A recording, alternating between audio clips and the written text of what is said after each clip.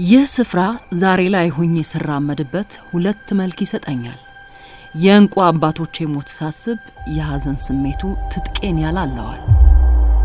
ደግሞ በሞታቸው ህይወት የሆነልኝን ማንነቴ ሳስበው ወገቤን ጠበቅ አድርጌ በኩራት እንድራመድ ያደርገኛል። ዳሩ ግን የተከፈለልኝን ዋጋ ሳስበው ዛሬም በእኔ ትውልድ ደማቸው ጮክ ብሎ ትላንትን እየነገረ ደግሜ የሀገርን ፍቅር ምን ማለት እንደሆነ እንዳስብ ያደርገኛል። ታሪኩ እንዲህ ነው። ህዳር 14 ቀን 1967 ዓ.ም በደም የታጠበው ቅዳሜ የሚባለው አሳዛኝ ክስተት ተፈጠረ። አብዛኞቹ የደርግ አባላት የሌተናል ጀነራል አማን ሚካኤል አንዶምን አመራር አልተቀበሉም ነበር። በዚህም የተነሳ እዚህ ግባ በማይባሉ ምክንያቶች ከስልጣናቸው እንዲነሱ ተደረጉ። ጀነራሉ እጃቸውን ለመያዝ ከሄዱበት ወታደሮች ጋር ባደረጉት የተኩስ ልውውጥ ተገደሉ። በዚያው ዕለት ምሽት 59 የፖለቲካ እስረኞች በተለምዶ 60ዎቹ ተብሎ የሚጠሩት ተረሸኑ።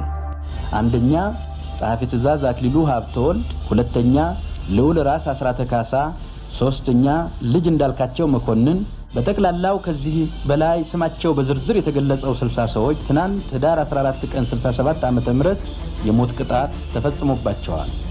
የቀብር ስነ ስርዓታቸውም በእለቱ የተፈጸመ ስለሆነ ማንንም ቤተሰብ ነኝ ባይ እንዲጠይቅ በፍጹም አይፈቀድም።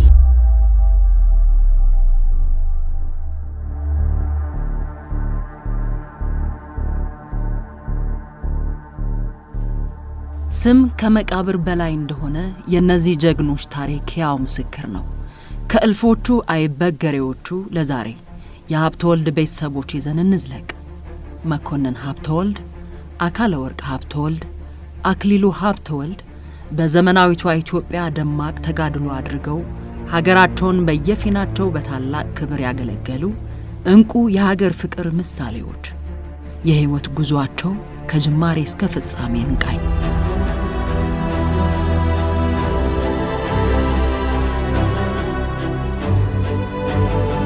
ቢሾፍቱ ወረዳ ደንቢ ቀበሌ ወንድማማቾቹ የተወለዱበት ስፍራ ነው።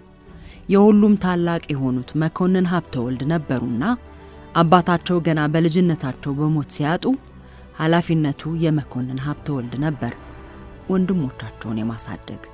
ቀድመው አዲስ አበባ ገብተው ስራ በመጀመራቸው ወንድሞቻቸው እንዲከተሏቸው በማድረግ የተጣለባቸውን ኃላፊነት መወጣት የጀመሩት ትምህርታቸውን እንዲከታተሉ በማድረግ ነበር። የአንደኛ ደረጃ ትምህርታቸው እዚሁ አዲስ አበባ ከተከታተሉ በኋላ ሁለተኛ ደረጃ ትምህርታቸውን በግብጽ ሀገር ተምረው የዩኒቨርሲቲ ትምህርታቸው ደግሞ በሶርበን ነበር የተከታተሉት። እና አክሊሉ ልጆች በነበሩበት ጊዜ ገና በ10 እና 11 ዓመት እያሉ ነው አባታቸው የሞቱትና አቶ መኮንን ሀብተወልድ ናቸው እንደ አባትም እንደ ታላቅ ወንድምም ሆነው ያሳደጓቸው። አካለ ወርቅ ሀብተወልድ በአሌክሳንድሪያን ጨርሰው ባካሎሪያ ከተቀበሉ በኋላ እንደገና ወደ ፈረንሳይ ሀገር ተልከው አካለ ወርቅ ሀብተወልድ በቴክስታይል ኢንጂነሪንግ ተመርቀው ነው የመጡት። አክሊሉ ሀብተወልድ ያው ፖለቲካል ሳይንስ በኢኮኖሚክስ እና በህግ ተመርቀው ነው የመጡት። መጀመሪያ የመጣው እንግዲህ ተመልሶ የኔ አባት አካለ ወርቅ ሀብተወልድ ተመልሶ መጣ። መኮንን ሀብተወልድ እዚሁ ነበሩ። ጣሊያን ወረራ ሲመጣ መኮንን ሀብተወልድ ንጉሱን ተከትለው ወደ ፈረንሳይ ሄደው ነበር። አክሊሉ ሀብተወልድ እዛው በትምህርት ላይ ስለነበረ እሱ እዛ ቀረ። አካለ ወርቅ ሀብተወልድ ግን ከጣሊያን በፊት ገብቶ ተመልሶ መሄድ አልቻለም፣ እዚሁ ነው የቀረው። እሳቸው እንደነሱ እድል አላገኙም። ያው የሀገር ባህል ትምህርት ቤት የቄስ ትምህርት ቤት ተምረው ለዚህ አይነት ለሀገር ለማገልገል ንጉሱን ለማገልገል የበቁ ሰው ናቸው። መኮንን ሀብተወልድ እንግዲህ በእውነት ስራ የጀመሩት ከአጼ ሚኒሊክ ከሳቸው ጀምሮ ነው። ያን ጊዜ ቀዳማዊ ኃይለ ሥላሴ ራስ ተፈሪ ተብለው አልጋ ወራሽ ነበሩ።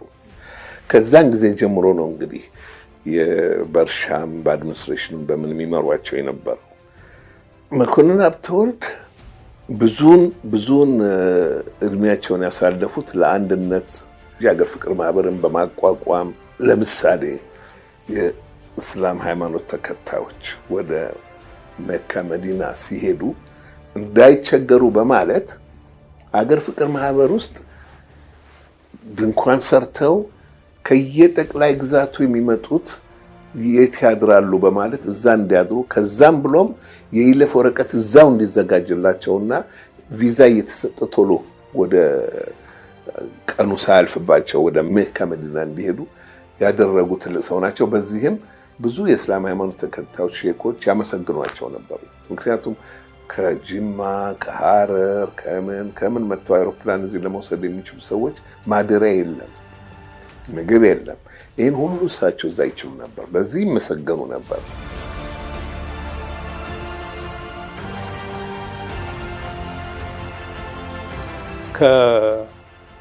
ከወረዳ አስተዳዳሪነት በቀይ መስቀል ዋና ጸሐፊነት ከዛ በዳይሬክተርነት ጽህፈት ሚኒስቴር፣ ትምህርት ሚኒስቴር ብዙ ጊዜ አሳልፏል። ያን ካረገ በኋላ እንግዲህ ከትምህርት ሚኒስቴር ዳይሬክተርነት በንጉሱ ሚኒስትርነት ስር እሱ ምክትል ሚኒስትር ሆኖ ለረጅም ጊዜ ትምህርት ሚኒስቴር አገልግሏል። እንደተመለሱ አክቹአሊ የጽህፈት ሚኒስቴር ውስጥ ጸሐፊን ያደረጓቸው የቤተ መንግስቱ አክሊሉ በዛ ስራ መቀመጣቸው ደስ አላላቸው። ምክንያቱም እሳቸው ትምህርታቸው በፖለቲካል ሳይንስ እና ኢንተርናሽናል ሪሌሽን ነው። ወዲያውኑ የውጭ ጉዳይ ምክትል ሚኒስቴር አደረጓቸው። አሁን ቦታዬን አገኘሁ አሉ። አፋምቦን አስመለሱ። ኤርትራን ዴፊኒትሊ ከኢትዮጵያ ጋር አደረጉ። ጋምቤላን የኬንያን ወሰን አስጠበቁ። ኢትዮጵያና የኬንያን ወሰን ከዛ ጀምሮ ጭቅጭቅ አልነበረም። ኤርትራ ከእናት ሀገሯ ጋር በጣም ኃይለኛ ትግል አድርገው ተመለሰች። የዓለምን ሕዝብ ባስደነቀው የዲፕሎማሲ ፖሊሲ ነው እሳቸው ይህን ሁሉ ሲጫወቱ የነበሩት።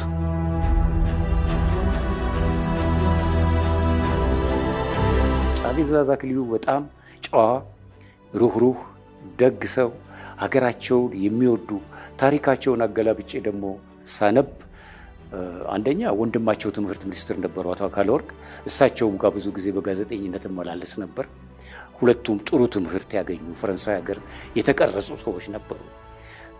ክቡር ጸሐፊ ትእዛዝ አክሊሉ ደግሞ ዲፕሎማሲን በሚመለከት የአፍሪካን ጉዳይ በሚመለከት በስደት እያሉ ከአፍሪካ ወንድሞቻችን ጋር እዛ እነ ጆሞ ኬንያታ እነ ክዋሜ ንክሩማ በለንደን በፈረንሳይ እንዲሁም በሌሎች ሀገሮች በሚዘዋወሩበት ጊዜ ከነሱ ጋር አብረው የአፍሪካን አንድነት ያጠነጠኑ ነበሩ። ወጣቱ አክሊሉ ከትምህርት ጋር እንዴት አድርገው ነው የቻሉት? እንግዲህ ከፓሪስ ጄኔቭ መመላለስ በራሱ ቀላል ነገር አይደለም። እንዳሁኑ አይነት ትራንስፖርት አይደለም ማሰብ ያለብንና ያንን ሁላ እየቻሉ እየተመላለሱ እንደገና ትምህርታቸውን ሳያጓድሉ እንዴት አድርገው እንደቻሉት ይገርመኛል። ከዛም በፊት ግን ገና ግብጽ እያሉ እሳቸው አሌክሳንድሪያ ነበር የነበሩት፣ ግን ካይሮ ደግሞ የነበሩ የኢትዮጵያ ተማሪዎች ነበሩና መጀመሪያ እንደ ስኮላርሺፕ ተብሎ ይሄዱ ናቸው።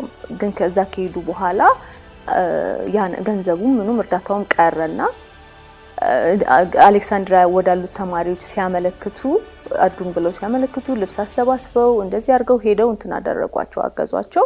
ከዛም ይበልጥ ግን የውጭ ጉዳዩን ገብተው አናግረው እነዚህ ልጆች የምታስተምሩ ከሆነ አስተምሩ፣ ካለበለዚያ ወደ ሀገራቸው መልሱ፣ እኛ ወደፊት የኢትዮጵያ ተወካዮች ነን፣ የባለስልጣን ነው የምንሆነው ብለው አስፈራርተውና ሳስበው ያስቀኛል። ያን ሰው ይሆኜ ሳስበው ምክንያቱም ያኔ 16 17 ዓመት ቢሆናቸው ነውና ዛቻው የሚያስቀው ይመስለኛል።